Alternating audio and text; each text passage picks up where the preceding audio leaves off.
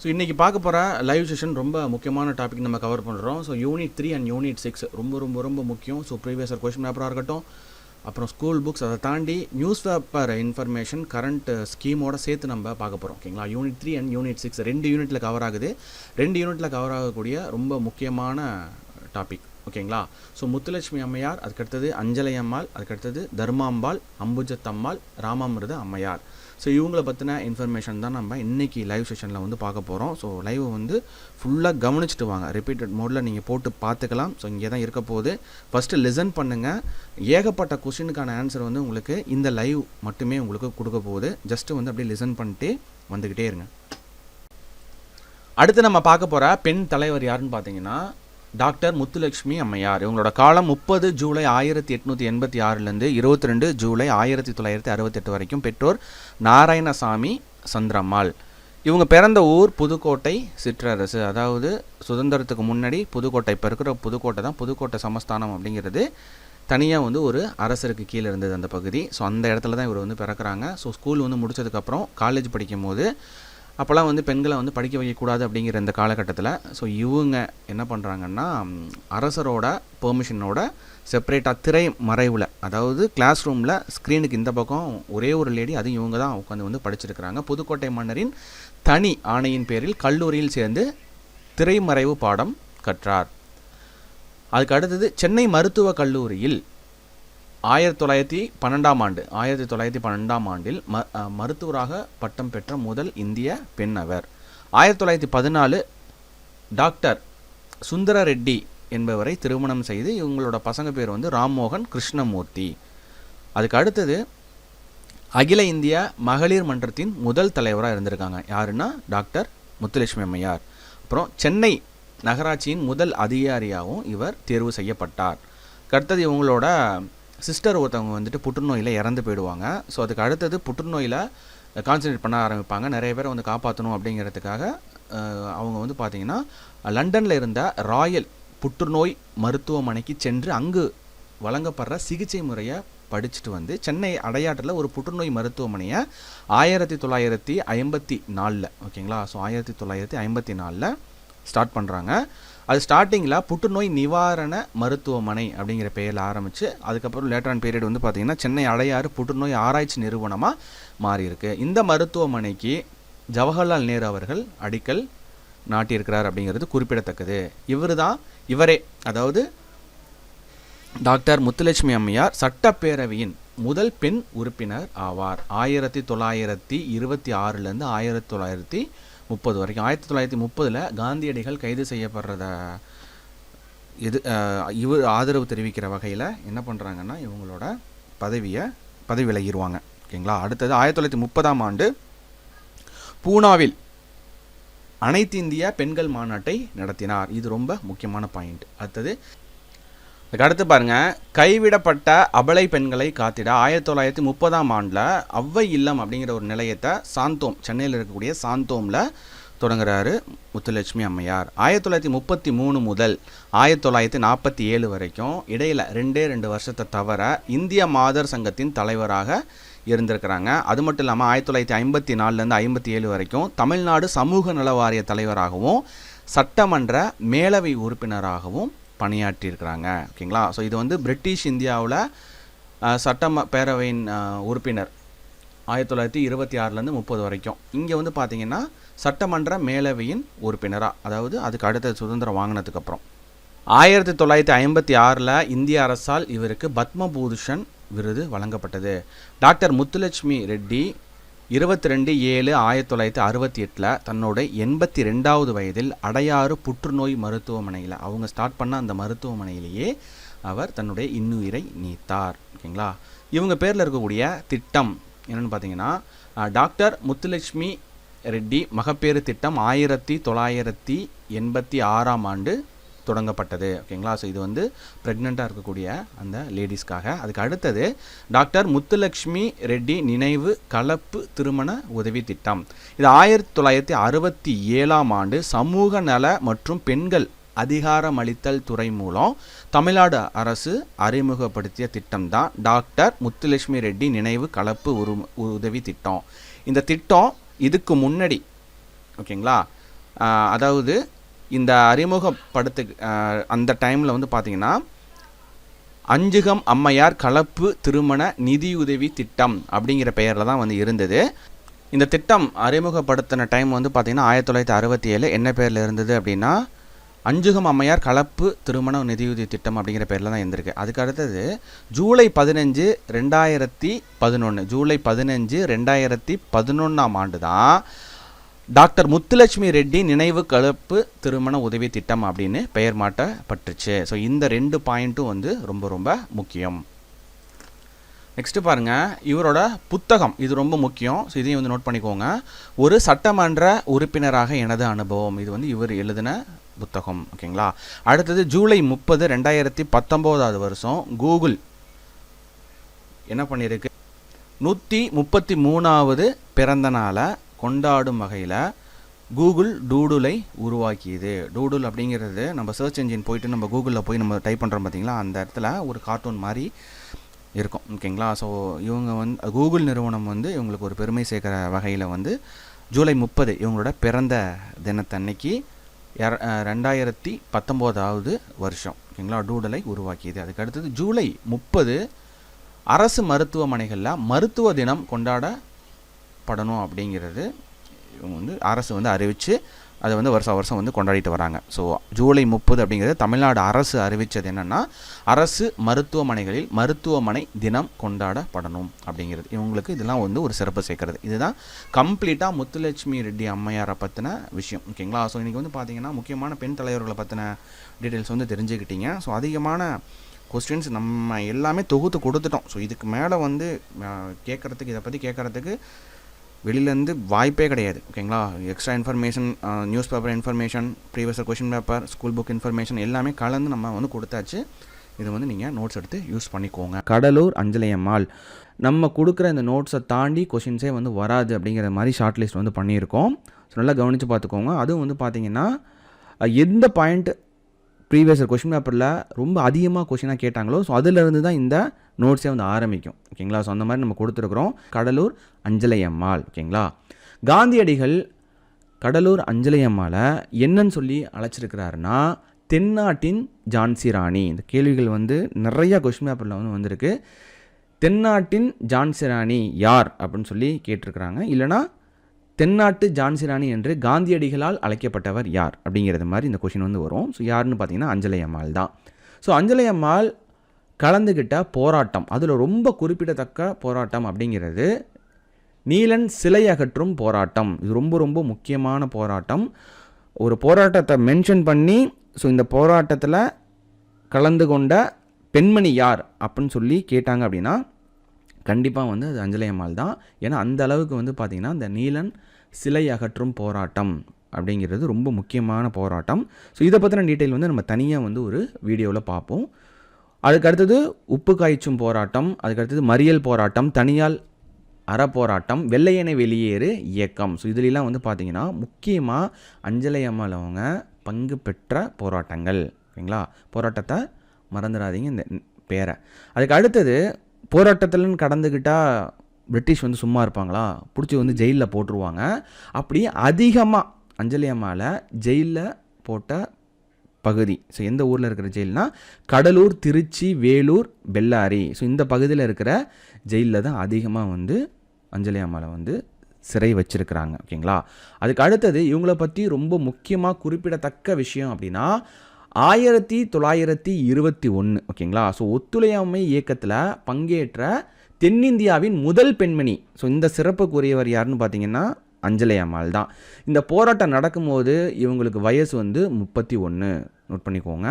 அடுத்தது 1927 நீலன் சிலை அகற்றும் போராட்டம். ஏற்கனவே அந்த போராட்டம் நம்ம மேலே பார்த்துட்டோம். நீலன் சிலை அகற்றும் போராட்டத்தில் தன்னோட 9 வயது மகளோட பேர் வந்து பார்த்திங்கன்னா அம்மா கண்ணு.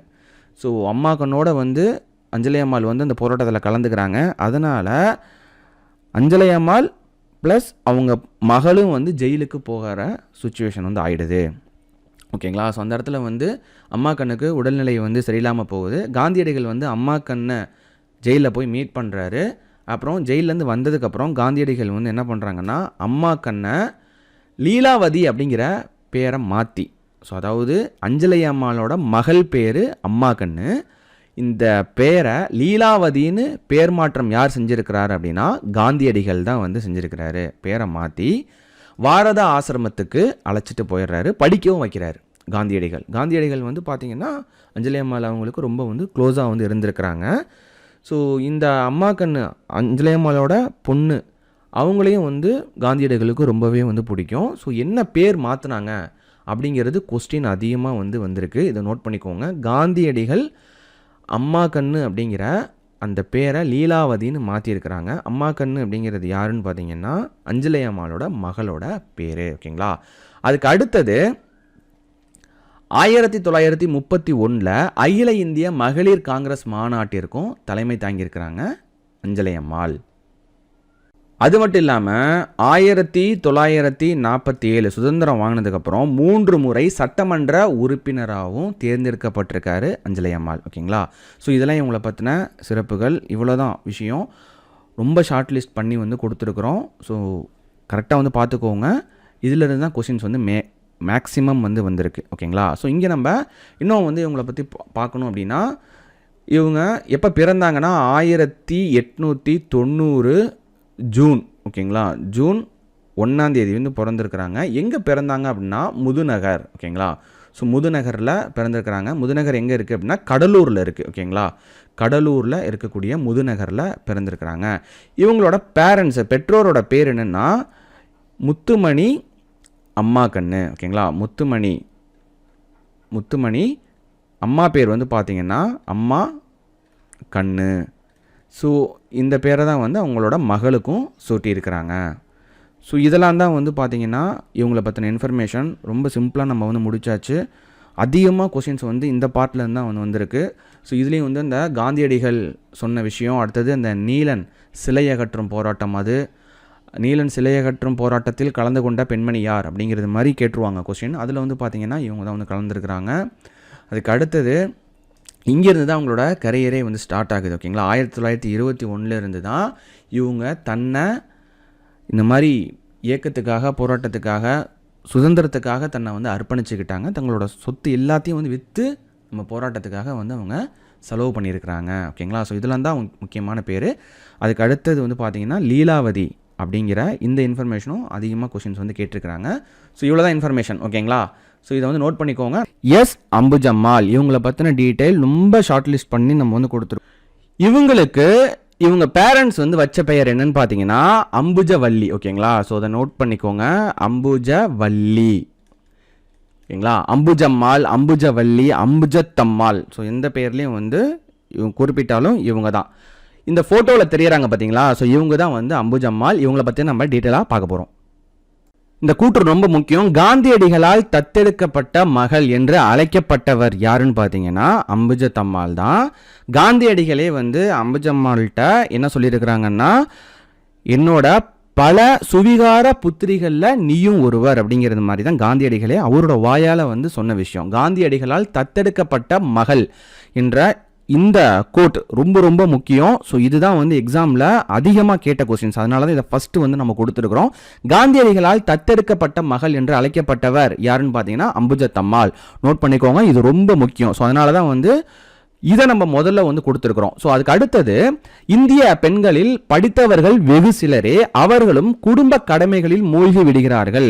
அந்த குறையை தீர்ப்பது உன்னை போன்ற படித்த பெண்களின் கடமை அப்படிங்கிற இந்த கோட்டை வந்து யார் சொல்லியிருக்கிறா அப்படின்னா காந்தியடிகள் அம்புஜத்தம்மாளை பார்த்து தான் வந்து இந்த விஷயத்தை வந்து சொல்லியிருக்கிறாங்க.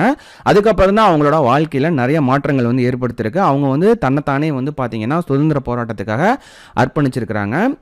கஸ்தூரிபா காந்தியை பார்த்து தான் வந்து ரொம்ப எளிமையாக எப்படி இருக்கிறாங்க அப்படிங்கிறத கவனித்து பார்த்து அம்புஜத்தம்மாளோட சின்ன வயசுலேயே வந்து மனசில் ஒரு தாக்கம் வந்து வந்திருக்கு. அவங்கள பின்பற்றி தான் வந்து இவங்களும் எளிமையாக இருக்கணும் அப்படிங்கிறத வந்து அதுக்கப்புறம் வந்து அவங்கள மாற்றிக்கிட்டாங்க. ஓகேங்களா.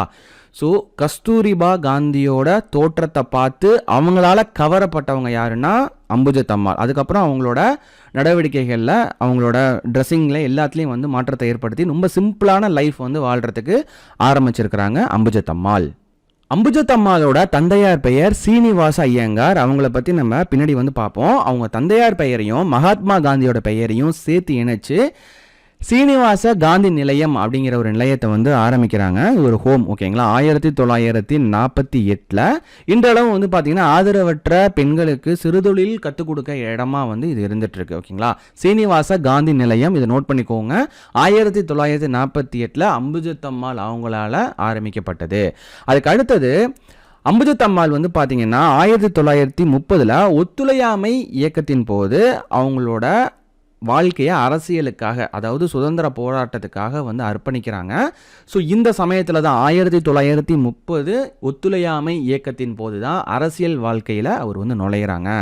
ஸோ இவங்களோட கூட வந்து சேர்ந்து ஒர்க் பண்ணவங்க அப்படின்னா அதோட ஃப்ரெண்ட்ஸாக வந்து அவங்க ஆகி அதுக்கப்புறம் வந்து நிறைய போராட்டங்களில் எல்லாருமே வந்து ஈடுபட்டிருக்காங்க. ருக்மணி லட்சுமிபதி, துர்காபாய் தேஷ்முக், அதுக்கடுத்தது வைமு கோதை நாயகி. ஸோ இது 3 பேரும் வந்து ரொம்ப முக்கியமான பேர், ஓகேங்களா.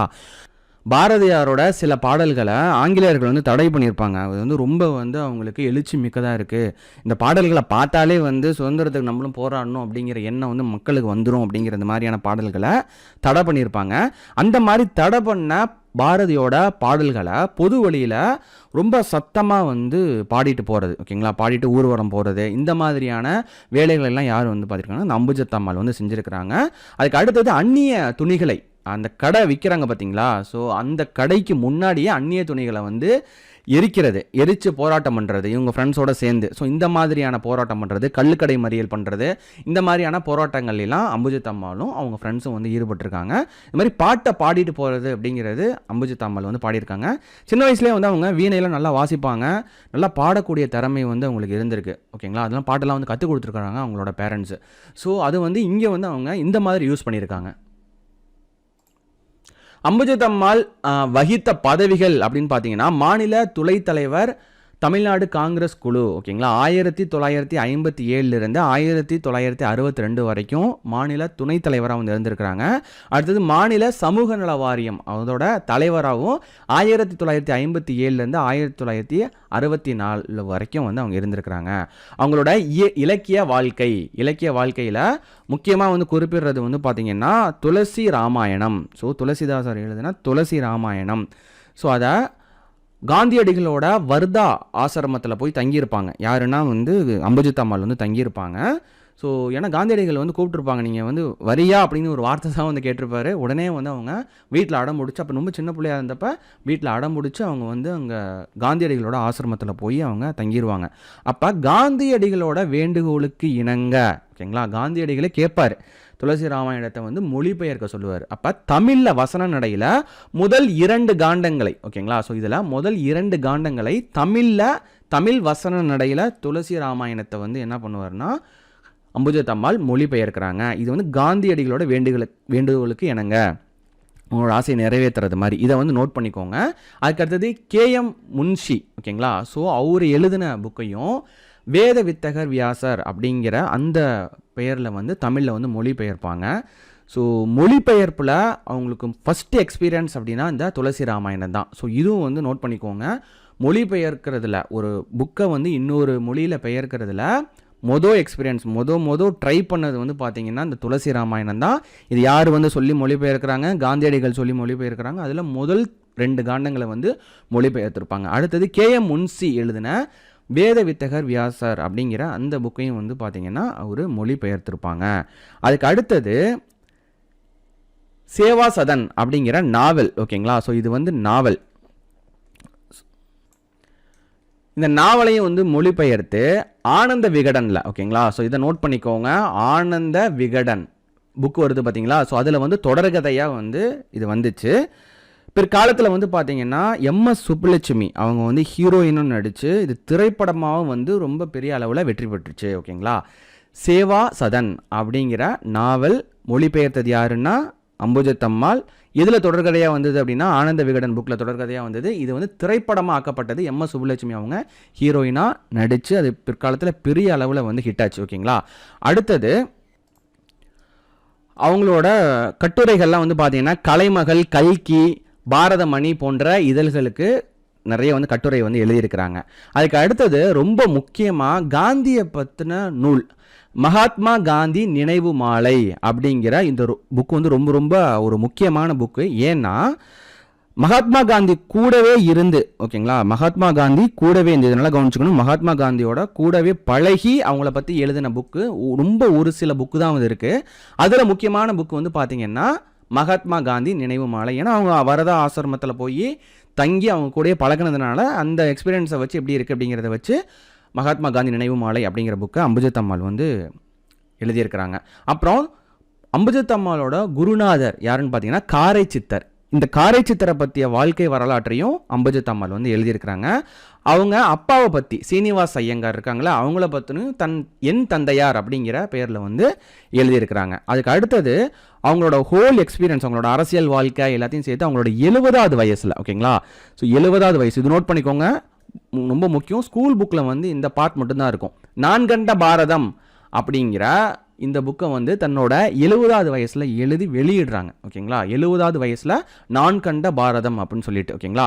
அது மட்டும் இல்லை, தினமணி காரியாலயம் வெளியிட்ட வந்த இலக்கிய நூல்களுக்கும் ஆலோசனையாளராக பணிபுரிஞ்சிருக்கிறாங்க. யாருன்னு பார்த்தீங்கன்னா இந்த அம்புஜத் அம்மாள். அதுக்கு அடுத்தது பாருங்க, இவரை பற்றிய நூல், அம்புஜத் அம்மாளை பற்றிய நூல் ஒன்று வந்திருக்கு. அது அம்புஜம்மாளின் வாழ்க்கையை யார் எழுதியிருக்காருன்னா எழுத்தாளர் வசுமதி ராமசாமி வந்து எழுதியிருக்கிறாங்க அம்புஜத்தம்மாளோட வாழ்க்கையை பற்றி, ஓகேங்களா. ஸோ யார் எழுதியிருக்கிறா? வசுமதி ராமசாமி எழுதியிருக்கிறாங்க. இது வந்து இவரை பற்றிய நூலில் நம்ம குறிப்பிட்டிருக்கோம். இதை வந்து தனியாக நோட் பண்ணிக்கோங்க. அதுக்கு அடுத்தது பாருங்க, சிறுகதைகளில் அவர் எங்கே இருப்பார் அப்படிங்கிறது ரொம்ப முக்கியம். இதுதான் வந்து அம்புஜம்மாளோட முதல் படைப்பு, ஓகேங்களா. ஸோ இதுதான் வந்து முதல் படைப்பு. இதான் முதல்ல அவங்க எழுதினது. எந்த வருஷம் எழுதியிருக்கிறாங்க அப்படின்னா, ஸோ இது வந்து 1940 வந்து எழுதியிருக்கிறாங்க. ஒரு சிறுகதை எழுதியிருக்கிறாங்க, அவர் எங்கே இருப்பார். இதில் ரொம்ப முக்கியமாக கவனிக்க வேண்டியது என்னென்னா, அம்புஜம்மாளோட முதல் படைப்பு அப்படிங்கிறது அவர் எங்கே இருப்பார் அப்படிங்கிறது சிறுகதை, ஓகேங்களா. ஸோ அதுக்கு அடுத்தது முதல்ல அவங்க மொழிபெயர்ப்பு ட்ரை பண்ணது வந்து துளசி ராமாயணம் 2 காண்டங்கள், ஓகேங்களா. ஸோ அதுக்கு அடுத்தது சேவாசதன் அப்படிங்கிறது நாவல், அது வந்து திரைப்படமாக வெளிவந்தது. இதை தனித்தனியாக எழுதி வச்சுக்கோங்க, ஓகேங்களா. அதனால நம்ம கம்பைல் பண்ணி இங்கே கொடுத்துருக்குறோம். ஸோ ஒவ்வொரு புக்கும் ஒவ்வொரு நாவல் சிறுகதைக்கும் ஒவ்வொரு இது இருக்குது, ஓகேங்களா. ஸோ மகாத்மா காந்தி நினைவு மாலையாக இருக்கட்டும், அதுக்கடுத்து காரை சித்தர் அவங்க குருவை பற்றி வாழ்க்கை வரலாறு, அப்புறம் நான் கண்ட பாரதம் 70வது வயது, ஒவ்வொரு விஷயத்துக்கும் ஒவ்வொரு தனியாக ஒரு இதை நோட் பண்ணி வச்சுக்கோங்க. எக்ஸாம் பாயிண்ட் ஆஃப் வியூவில் ரொம்ப ரொம்ப முக்கியம். அதுலேயும் அவங்களோட சிறுகதை அப்படிங்கிறது அவர் எங்கே இருப்பார் 1940 இவங்களோட முதல் படைப்பு. முதல்ல எழுதுனது வந்து இதுதான், ஓகேங்களா. ஸோ நோட் பண்ணிக்கோங்க. ஸோ இதுக்கு அடுத்தது வந்து பார்த்தீங்கன்னா, இந்திய அரசு இவருக்கு 1964 பத்மஸ்ரீ பட்டம் வழங்கி அவங்கள வந்து சிறப்பிக்குது. அப்புறம் தமிழக அரசு சென்னையில் உள்ள சாலை ஒன்றுக்கு அம்புஜம்மாள் பெயரை சூட்டியிருக்கு. இதெல்லாம் வந்து அரசு வந்து இவங்களுக்கு செஞ்ச சிறப்புகள், இல்லை பெருமை, எதை வேணாலும் சொல்லலாம், ஓகேங்களா.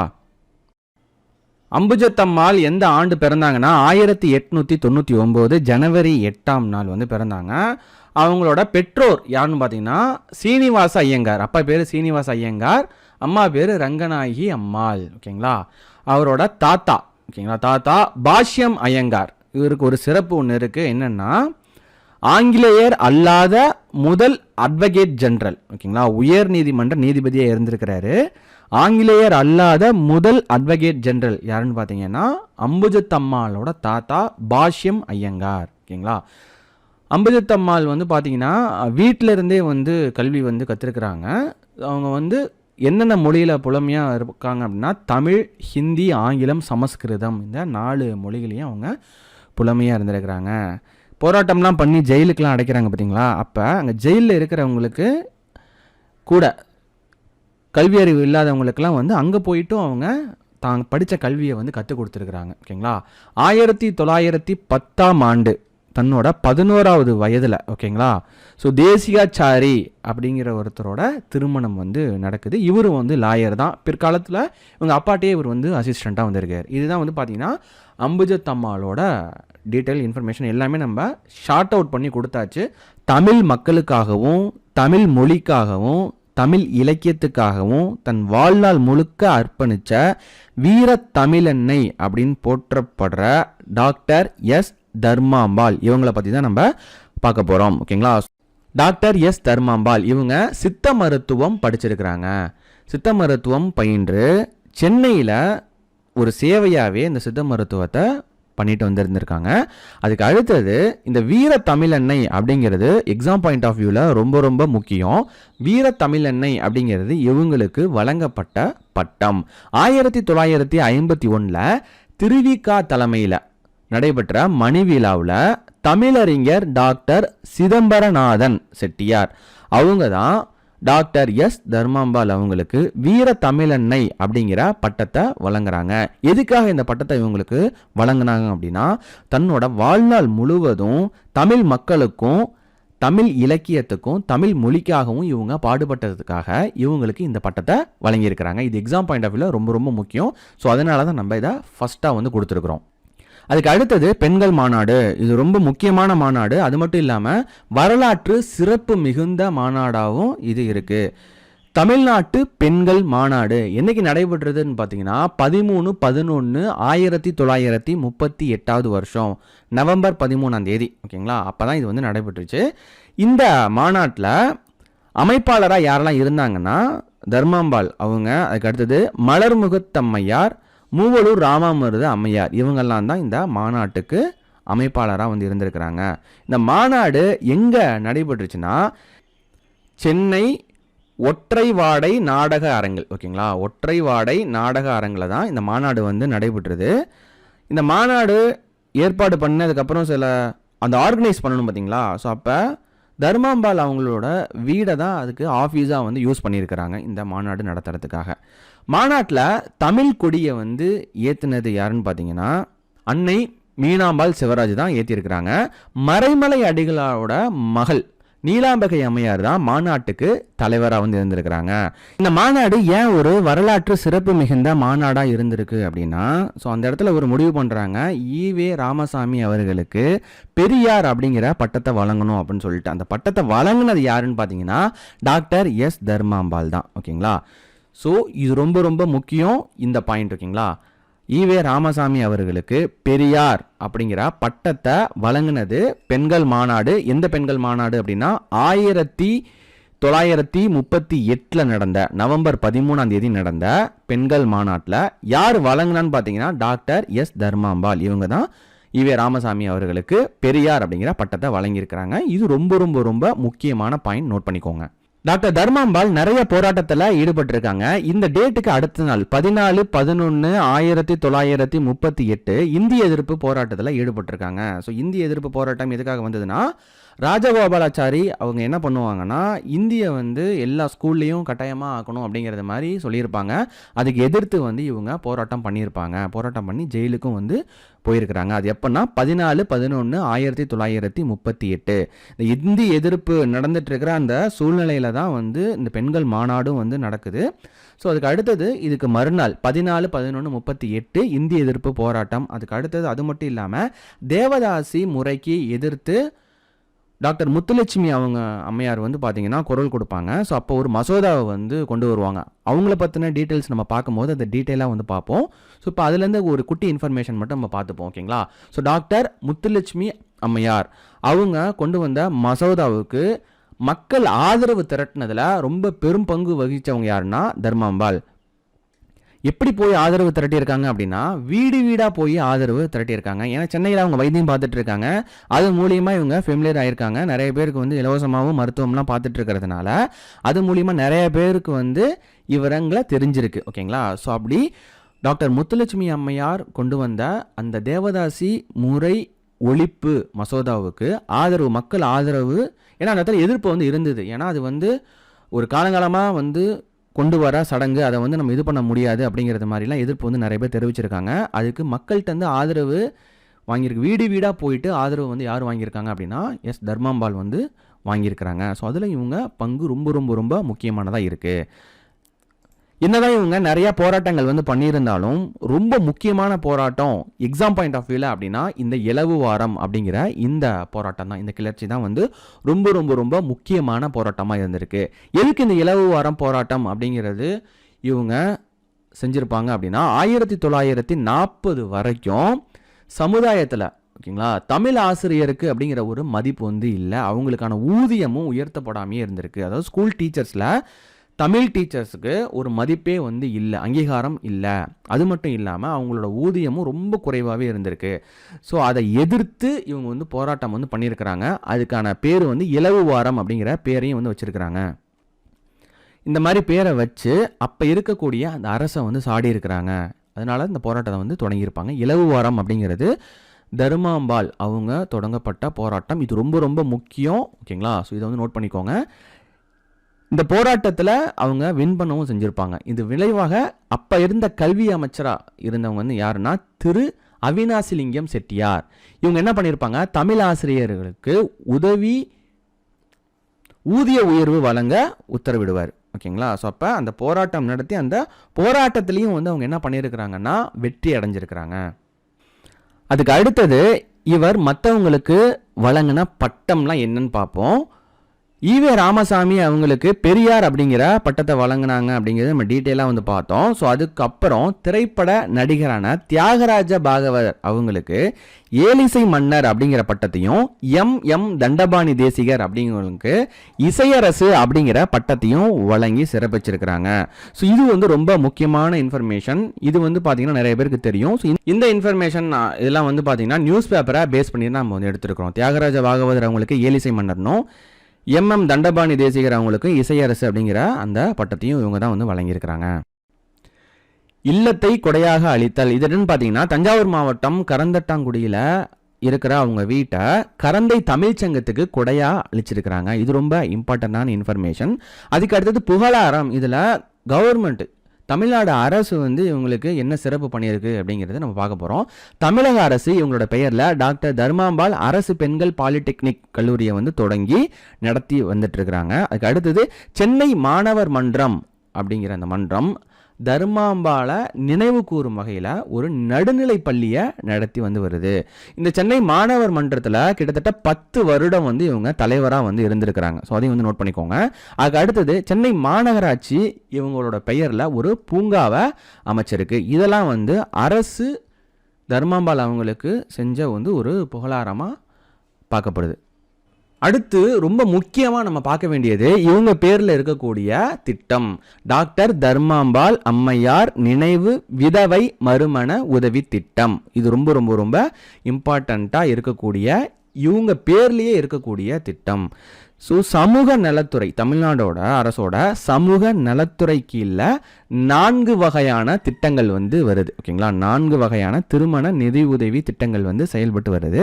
அதில் ஒன்று என்னன்னு பார்த்தீங்கன்னா டாக்டர் தர்மாம்பாள் அம்மையார் நினைவு விதவை மறுமண உதவி திட்டம். இந்த திட்டத்தோட நோக்கம் என்னன்னா விதவைகளுக்கு மறுமணத்திற்கு நிதி உதவி கொடுக்கறதுக்காக இந்த திட்டம் வந்து செயல்படுத்தப்பட்டது. எந்த வருஷம்னு பார்த்தீங்கன்னா 1975ஆம் ஆண்டு தான் இந்த திட்டம் வந்து தொடங்கியிருக்கிறாங்க.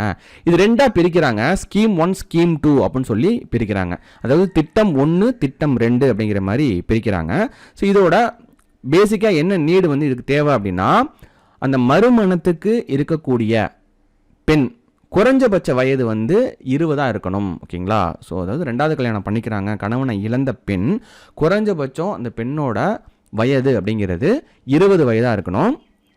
அந்த ஆணுக்கு கல்யாணம் பண்ணி கொடுக்குறாங்க அப்படின்னா ஸோ அவங்களுக்கு வந்து பார்த்தீங்கன்னா 40 வயதுக்கு மிகாமலும் இருக்கணும். ஸோ ஆண்களுக்கான வயது 40 வயதை தாண்டாமல் இருக்கணும். இந்த திட்டம் 1ல் என்னென்னா 25,000 ரூபா வந்து பணம் வந்து கொடுக்குறாங்க. அந்த 25,000 எப்படி கொடுக்குறாங்கன்னா 15,000 வந்து காசோலையாகவும் 10,000 தேசிய சேமிப்பு பத்திரமாகவும் வந்து கொடுக்குறாங்க. அது மட்டும் இல்லாமல் 4 கிராம் வந்து கோல்டு, 22 கேரட் கோல்டு வந்து கொடுக்குறாங்க. ஓகேங்களா? இந்த 4 கிராம் கோல்டு 23/5/2016 இந்த டேட்ல இருந்து 8 கிராம் கோல்டாக வந்து கொடுக்குறாங்க. அந்த தாலிக்காக அந்த தங்கத்தை வந்து கொடுக்குறாங்க. ஓகேங்களா? இதுக்கு எஜுகேஷன் குவாலிஃபிகேஷன் அப்படிங்கிறது எதுவுமே கிடையாது. அந்த ஸ்கீம் 2 நம்ம சொன்னோம்ல, 2 திட்டம் வந்து இருக்குது. அதில் வந்து ஸ்கீம் 2.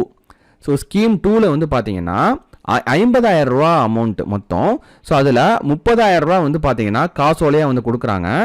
பாக்கி இருக்கிற அந்த 20,000 ரூபாயை தேசிய சேமிப்பு பத்திரமா வந்து கொடுத்துட்றாங்க. இதுக்கும் வந்து பார்த்தீங்கன்னா 4 கிராம் கோல்டு 22 கேரட்டில் கொடுக்குறாங்க. இதுவும் 23/5/2016 இந்த வருஷத்துலேருந்து 8 கிராமாக வந்து உயர்த்தி கவர்மெண்ட் வந்து கொடுத்துட்ருக்கு. ஓகேங்களா? ஸோ இது வந்து இவங்க பேர்லேயே இருக்கக்கூடிய ரொம்ப முக்கியமான திட்டம். அது மட்டும் இல்லாமல் இது எந்த துறைக்கு கீழே வருதுன்னா சமூக நலத்துறைக்கு கீழே வருது. இதையும் நோட் பண்ணிக்கோங்க. இது ஆரம்பிக்கப்பட்ட ஆண்டு 1975 ஆண்டு. ஓகேங்களா? ஸோ இது வரைக்கும் நம்ம பார்த்தா ரொம்ப இம்பார்ட்டண்டான இன்ஃபர்மேஷன். அதுக்கு அடுத்தது இவங்களை பற்றின டீட்டெயில்ஸ் வந்து நம்ம பார்க்க போகிறோம். ஸோ இவங்களை பற்றின டீட்டெயில்ஸ் அப்படிங்கிறது என்னன்னு பார்த்தீங்கன்னா டாக்டர் எஸ் தர்மாம்பாள், அவங்களோட இயற்பெயர் அப்படிங்கிறது சரஸ்வதி. ஓகேங்களா? இவங்க பிறந்தது தஞ்சை மாவட்டம் கரந்தட்டாங்குடி. எந்த வருஷம்னா 1890 பிறந்திருக்கிறாங்க. 1959 இறந்துட்டாங்க. இவங்களோட 69வது வயதில். இவங்களோட அப்பா பேரு சாமிநாதன் செட்டியார், அம்மா பேரு பாப்பம்மாள் என்று அழைக்கப்படுகிற நாச்சியார் அம்மையார். ஸோ இது வந்து இவங்க பெற்றோரோட இன்ஃபர்மேஷன். ஓகேங்களா? சின்ன வயசுலேயே இவங்களோட பெற்றோர் வந்து இறந்துருவாங்க. இவங்களை வந்து வளர்த்தது யாருன்னு பார்த்தீங்கன்னா லட்சுமி அப்படிங்கிற ஒரு அம்மையார் தான் வந்து வளர்த்துருப்பாங்க. ஸோ அதனால தான் இங்கே வளர்ப்பு தாய் அப்படிங்கிறது மென்ஷன் பண்ணியிருக்கோம். ஸோ வளர்ப்பு தாய் அப்படிங்கிறது எங்கேயுமே மென்ஷன் ஆகலை. ஓகேங்களா? லட்சுமி அப்படிங்கிறவங்க தான் வளர்த்துருக்குறாங்க அப்படிங்கிறத நம்ம பார்த்தோம். ஸோ இங்கே உங்களுக்கு ஒரு இன்ஃபர்மேஷன் கொடுக்கறதுக்காக இங்கே வளர்ப்பு தாய் அப்படிங்கிறது நானாக இங்கே வந்து எழுதுனது. ஓகேங்களா? ஸோ இவங்களை வளர்த்தது லட்சுமி. இவங்களோட ஆசிரியர்கள் சின்ன வயசுலேயே வந்து இவங்களோட பேரண்ட்ஸ் வந்து இறந்ததுனால லட்சுமி அப்படிங்கிறவங்க தான் வளர்த்துருக்குறாங்க. அப்படி இருந்தும் இவங்களுக்கு படிக்கணும் அப்படிங்கிற அந்த ஆர்வம் வந்து அதிகமாக இருந்திருக்கு. ஓகேங்களா? ஸோ இவங்களுக்கு தமிழை வந்து நல்லா கம்ப்ளீட்டாக சொல்லிக் கொடுத்தது யாருன்னா சுப்பிரமணியனார் அப்படிங்கிற அந்த ஆசிரியரும் அப்புறம் மணி திருநாவுக்கரசு அப்படிங்கிற இந்த 2 ஆசிரியரும் தான் வந்து இவங்களுக்கு தமிழை கம்ப்ளீட்டாக சொல்லிக் கொடுத்துருக்குறாங்க. அதுக்கு அடுத்தது பண்டித நாராயணி அம்மை, இவங்கள்ட்ட தெலுங்கை வந்து நல்லாவே வந்து கற்றுருக்குறாங்க. இது மட்டும் இல்லாமல் இவங்களுக்கு தெரிஞ்ச அறிந்த மொழிகள் அப்படின்னா ஆங்கிலம், மலையாளம். ஓகேங்களா? ஸோ இதுதான் இவங்களை பற்றின இன்ஃபர்மேஷன். ரொம்ப எக்ஸாம் பாயிண்ட் ஆஃப் வியூவில் நிறைய நம்ம இன்ஃபர்மேஷன் கலெக்ட் பண்ணி நம்ம வந்து கொடுத்துருக்குறோம். ஸோ இது மட்டுமே பார்த்தா போதும். ஸோ இதை தாண்டி வந்து கேட்குறதுக்கு எக்ஸாமில் வாய்ப்பே வந்து கிடையாது. ஓகேங்களா? அந்த மாதிரி தான் நம்ம வந்து கலெக்ட் பண்ணி கொடுத்துருக்கோம். மூவலூர் ராமாமிர்த அம்மையாரை பற்றி தான் நம்ம பார்க்க போகிறோம். தமிழகத்தின் அன்னி பெசன்ட் என்று அறிஞர் அண்ணாவால் புகழப்பட்டவர் யாருன்னு பார்த்தீங்கன்னா மூவலூர் ராமாமிர்த அம்மையார். தமிழகத்தின் அன்னி பெசன்ட், இதை வந்து நோட் பண்ணிக்கோங்க. இது எக்ஸாம் பாயிண்ட் ஆஃப் வியூவில் நம்ம வந்து கொடுத்துருக்குறோம். அதிகமான கொஸ்டின்ஸில் கேட்டிருக்கிறாங்க. தமிழகத்தின் அன்னி பெசன்ட் என்று அறிஞர் அண்ணாவால் புகழப்பட்டவர் யாருன்னு பார்த்தீங்கன்னா மூவலூர் ராமாமிர்த அம்மையார். இவருடைய சுயசரிதை, இவரோட பயோகிராஃபி. ஓகேங்களா? சுயசரிதை புதினம் தாசிகளின் மோசவலை அல்லது மதிபெற்ற மைனர் என்ற நாவல். ஓகேங்களா? இதை நோட் பண்ணிக்கோங்க. இதோட ஹெட்டிங், அந்த நாவலோட ஹெட்டிங் தாசிகளின் மோசவலை அல்லது மதிபெற்ற மைனர் என்ற நாவல் தாசிகளின் அவல நிலையை வெளிச்சத்திற்கு கொண்டு வந்தது. தேவதாசியா இருந்தவங்களோட அவல நிலையை வெளிச்சத்துக்கு கொண்டு வந்ததில் இந்த நாவல் வந்து ரொம்ப முக்கிய பங்கு வகிக்குது. அதுக்கு அடுத்தது பாருங்க இவரோட பிறப்பு. ஓகேங்களா? 1883 ஆண்டு திருவாரூரில் மூவலூர் ராமாமிர்த அம்மையார் வந்து பிறக்கிறாங்க. பிறந்து மயிலாடுதுறைக்கு பக்கத்தில் இருக்க மூவலூர் அப்படிங்கிற ஊரில் தான், கிராமத்தில் இவங்க வளர்ந்துருக்காங்க. அதனால தான் இவங்களுக்கு மூவலூர் ராமாமிர்த அம்மையார் அப்படிங்கிற அந்த மூவலூர், அந்த பெயரில் இருக்கக்கூடிய அந்த மூவலூர் காரணம் வந்து மயிலாடுதுறைக்கு பக்கத்தில் இருக்கக்கூடிய மூவலூர் அப்படிங்கிற அந்த கிராமத்தில் வளர்ந்ததுனால அந்த பெயர் வந்து வந்திருக்கு. இவங்க 5 வயசாக இருந்தபோது இவங்களோட தாய் வந்து வறுமையின் காரணமாக ஒரு தேவதாசி கிட்ட 10 ரூபாய்க்கு விற்றுருக்குறாங்க. பின்னாடி வந்து பார்ப்போம். இவங்க பேரில் வந்து திட்டம் ஒன்று அறிவிச்சிருந்தாங்க முதலமைச்சர். அந்த உரையில் இந்த இன்ஃபர்மேஷனை வந்து அவர் சொல்லியிருந்தார். ஓகேங்களா? 10 ரூபாய்க்கு விற்றுருக்குறாங்க அப்படிங்கிறது நியூஸ்லலாம் வந்தது, அந்த சேனலில் வந்து கவர் பண்ணியிருந்தாங்க. ஸோ இதை வந்து நோட் பண்ணிக்கோங்க. கொஷினாக வந்து கேட்குறதுக்கு வாய்ப்புகள் வந்து அதிகமாக இருக்குது. 5 வயதாக இருக்கும்போது இவங்களோட தாயே வறுமை காரணமாக 10 ரூபாய்க்கு ஒரு தேவதாசிகிட்ட வந்து விற்றுருக்காங்க. ஓகேங்களா? அதுக்கு அடுத்தது யாரை இவங்க வந்து திருமணம் பண்ணியிருக்கிறாங்க அப்படின்னா இவங்களோட அப்பா அம்மா வந்து இவங்களுக்கு எந்த ஒரு பாட்டு பாடுறதோ இல்லை பரதம் ஆடுறதோ அந்த மாதிரி எதுவுமே அவங்க சொல்லி கொடுக்கல. அவங்க தந்தை வந்து இசை வேளாளர் ஃபேமிலியில் தான் இருந்து தான் இவங்க வந்திருக்கிறாங்க. அப்படி இருந்தவங்க எதுவுமே கற்றுக் கொடுக்கல. ஓகேங்களா? இசையும் நாட்டியமும் கற்றுத்தந்த சுயம்பு அப்படிங்கிறவ தான் இவங்க கல்யாணம் பண்ணிக்கிறாங்க. ஓகேங்களா. 1917 மயிலாடுதுறையில் தேவதாசி முறைக்கு எதிர்த்து குரல் கொடுத்துருக்குறாங்க. அதனால் பல கொடுமைகளையும் அவங்க அனுபவிச்சிருக்கிறாங்க. ஸோ அது மட்டும் இல்லாமல் மயிலாடுதுறையில் கிபி 1925 இசை வேளாளர் மாநாட்டையும் கூட்டியிருக்கிறாங்க. ஸோ இதை வந்து நோட் பண்ணிக்கோங்க இந்த வருஷத்தை. அதுக்கு அடுத்தது 1938 இந்தி மொழி எதிர்ப்பு போராட்டத்தில் உறையூர்லேருந்து சென்னை வரைக்கும் மொத்தம் 42 நாட்கள் 577 மைல் நடைப்பயணம் மேற்கொண்டார். ஸோ அந்த நடைப்பயணத்தில் நிறைய பேர் நடந்து போயிருப்பாங்க.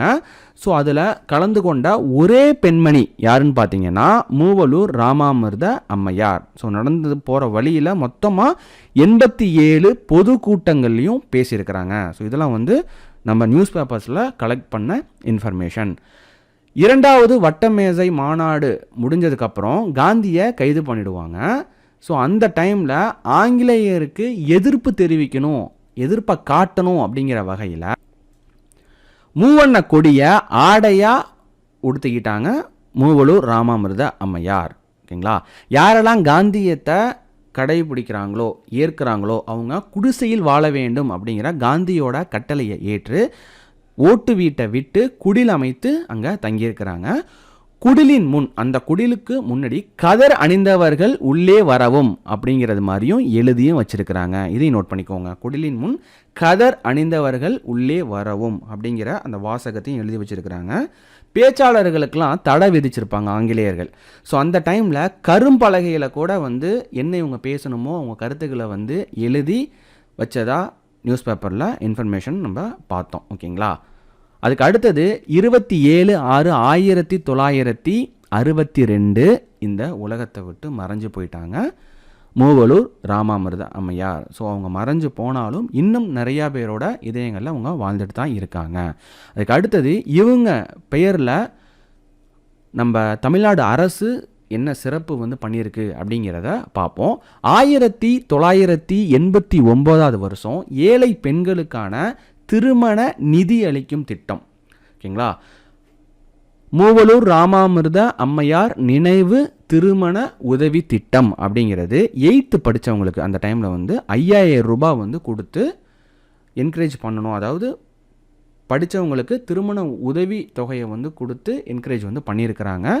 இது வந்து திமுக பீரியடில் முன்னாள் முதலமைச்சராக இருந்த கலைஞர் கருணாநிதி அவங்க தான் வந்து இந்த திட்டத்தை துவக்கி வச்சுருக்கிறாங்க. ஸோ அதுக்கு அடுத்து பார்த்தீங்கன்னா 2009 இது கொஞ்சம் விரிவுபடுத்தப்பட்டு ரூபாய் 25,000 ஆக்கினாங்க. அதுக்கு அடுத்தது வந்து பார்த்தீங்கன்னா 2011 50,000. ஓகேங்களா. ஸோ 50,000 யாருக்கு கொடுத்தாங்கன்னா டிகிரி முடித்தவங்களுக்கு. ஓகேங்களா. ஸோ இது வந்து அதிமுக பீரியடில் இது அப்படியே வந்து இந்த திட்டத்தை விரிவுபடுத்திட்டாங்க.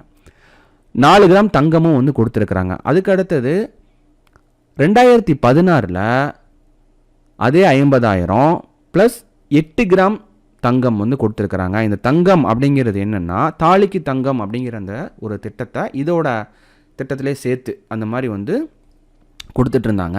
ஸோ இப்போது ரீசண்டாக வந்து பார்த்தீங்கன்னா 2022 இந்த மூவலூர் ராமாமிர்த அம்மையார் திருமண உதவி திட்டம் உயர்கல்வி உறுதி திட்டமாக வந்து மாற்றி அமைக்கப்பட்டிருக்கு. ஓகேங்களா.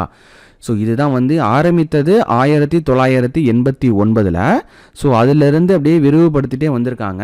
2022 மூவலூர் ராமாமிர்த அம்மையார் உயர்கல்வி உறுதி திட்டம் அப்படிங்கிறது பெயரில் மாற்றி அமைக்கப்பட்டு ஃபைனலாக என்ன பேர் வந்து கொடுத்துருக்குறாங்க, புதுமை பெண் திட்டம் அப்படிங்கிறது மாதிரி சொல்லியிருக்கிறாங்க. ஸோ இது என்ன புதுமை பெண் திட்டம் அப்படின்னா அரசு பள்ளிகளில் இருந்து உயர்கல்வி நிறுவனங்களுக்கு போகிறாங்கல்ல, ஸோ அந்த பிள்ளைங்களுக்கு பொம்பளை குழந்தைங்களுக்கு 6லேருந்து 12 வரைக்கும் கவர்மெண்ட் ஸ்கூலில் வந்து படிச்சிருப்பாங்க.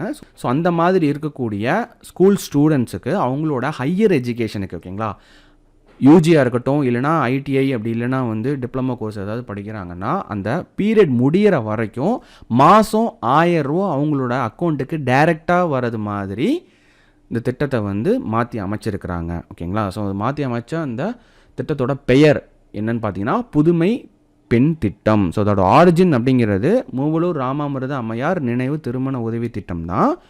அது அப்படியே எக்ஸ்பாண்ட் ஆகிட்டே வந்து உயர்கல்வி உறுதி திட்டமாக மாறி இப்போ புதுமை பெண் திட்டமாக வந்திருக்கு. ஸோ இந்த இன்ஃபர்மேஷனை தான் இங்கே கீழே டீட்டெயிலாக கொடுத்துருக்குறோம். ஓகேங்களா? ஸோ மூவலூர் ராமாமிர்த அம்மையாரை பொறுத்த வரைக்கும் இன்ஃபர்மேஷன் அப்படிங்கிறது ரொம்ப ஷார்ட்டாக சொல்லியிருக்கோம்.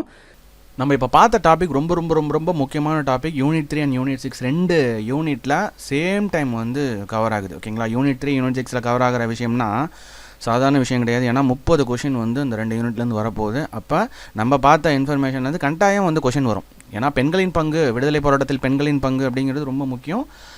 இந்த முத்துலட்சுமி ரெட்டி அம்மையார், அதுக்கு அடுத்தது மூவலூர் ராமாமிர்த அம்மையார்லாம் சிலபஸில் டேரெக்டாக குரூப் 4 சிலபஸ் எடுத்து பார்த்தீங்கன்னா இந்த நேம்லாம் டேரெக்டாக இருக்கும்.